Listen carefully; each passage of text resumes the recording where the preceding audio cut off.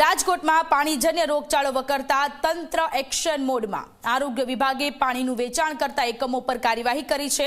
પાણી વિતરણ કરતા 53 એકમો સીલ કરવામાં આવ્યા છે। પાણીના નમૂના લઈને પાણી વિતરણ બંધ કરવાના આદેશો આપવામાં આવ્યા। રિપોર્ટ આવ્યા બાદ જ સીલ ખોલવાની પ્રક્રિયા હાથ ધરવામાં આવશે। આરોગ્ય વિભાગે એક્શન લીધું છે। પાણી વિતરણ કરતા 53 એકમો સીલ કરવામાં આવ્યા છે। રિપોર્ટ આવશે પછી જ હવે સીલ ખોલવાની કામગીરી હાથ ધરવામાં આવશે।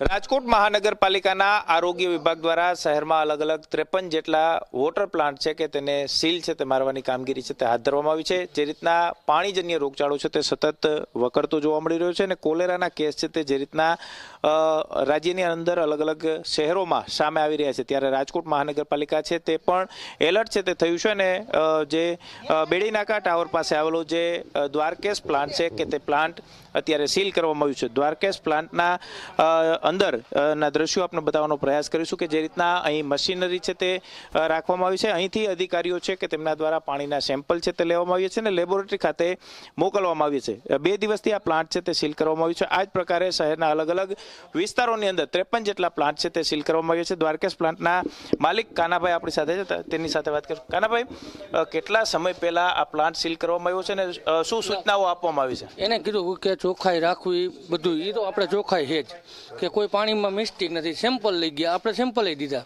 એની હાથે જ ભરી ગયા છે, એની હાથે જ બધું કર્યું છે। એને કે પ્રાઇવેટ રિપોર્ટ નહીં હાલે, સરકારી હાલશે। તો આમ કીધું કાંઈ વાંધો નહીં, બંધ કરી દો, એ આવે રિપોર્ટ પછી પાછો ખોલી દે।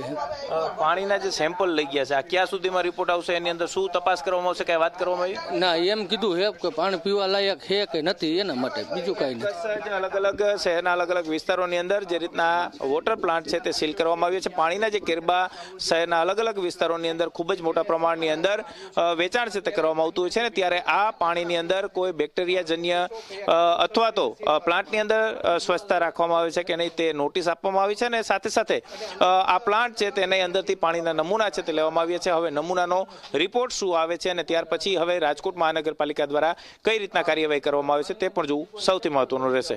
કેમેરા પર્સન ઉદય પવાર સાથે ગૌરવ દવે, ઝી મીડિયા, રાજકોટ।